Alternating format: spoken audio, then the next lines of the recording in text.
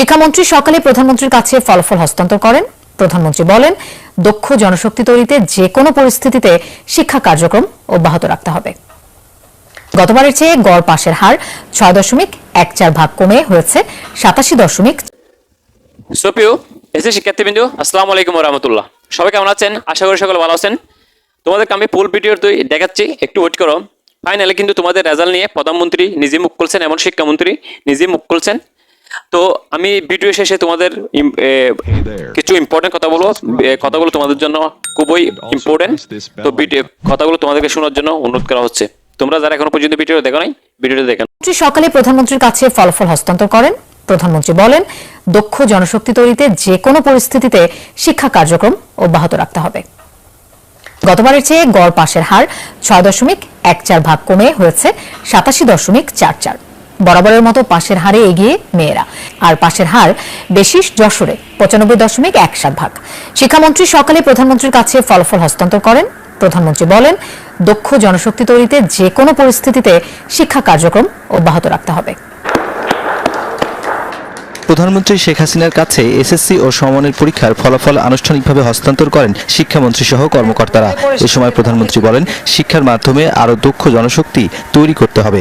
উন্নয়নশীল দেশের মর্যাদা যখন আমরা পেয়েছি, তখন এই উন্নয়নশীল পরিচালনা, উন্নয়নশীল দেশের যে কার্যক্রম, তার জন্য আমাদের দক্ষ জনশক্তি দরকার।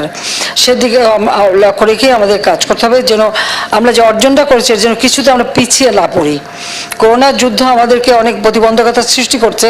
আমরা আগে থেকে খুব সাবধান হয়ে গেছি, আরো সাবধান আমাদের হতে হবে। সর্বক্ষেত্রে মিতব্যয়ী হতে হবে, সাশ্রয়ী হতে হবে, কিন্তু সাথে সাথে আমাদের এই শিক্ষা কার্যক্রমটা যাতে অব্যাহত থাকে সেই ব্যবস্থাটা আমাদের নিতে হবে। আমরা সেটা নেওয়ার জন্য ব্যবস্থা নিচ্ছি। এবার ছেলেদের ফল খারাপ হয়েছে।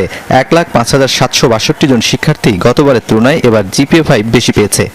৫০টি প্রতিষ্ঠানে কোনো শিক্ষার্থী কেন পাশ করেনি তা খতিয়ে দেখে ব্যবস্থা নেওয়া হবে বলে জানান মন্ত্রী। বলেন, ভালো পড়ালেখার কারণে ফল এবার ভালো হয়েছে। এখন কথা হচ্ছে যে তোমরা যে নিউজটা দেখলা, নিউজটা কতটুকু সত্য, কতটুকু মিথ্যা, এটা কিন্তু পুরোপুরি একটা পেড নিউজ। এটা হচ্ছে একটা পুরোপুরি গুজব। তোমাদের যে রেজাল্টে একটা হস্তান্তর করা হয়েছে প্রধানমন্ত্রীর কাছে, এটাই কিন্তু সম্পূর্ণ সত্যি। কিন্তু তোমরা যেটা সিন দেখতেছো, সেটা কিন্তু প্রধানমন্ত্রী যখন বিদেশ গিয়েছিল তখনকার সিন।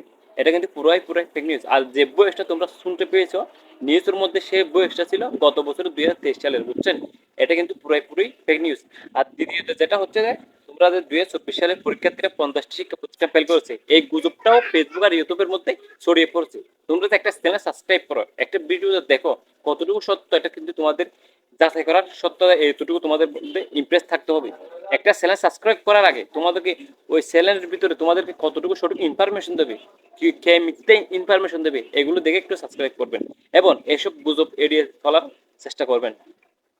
তো প্রতিনিয়ত সঠিক ইনফরমেশন পেতে আমাদের চ্যানেলের সাথে থাকতে পারেন। ধন্যবাদ সবাইকে, ভালোবাসার অবিরাম।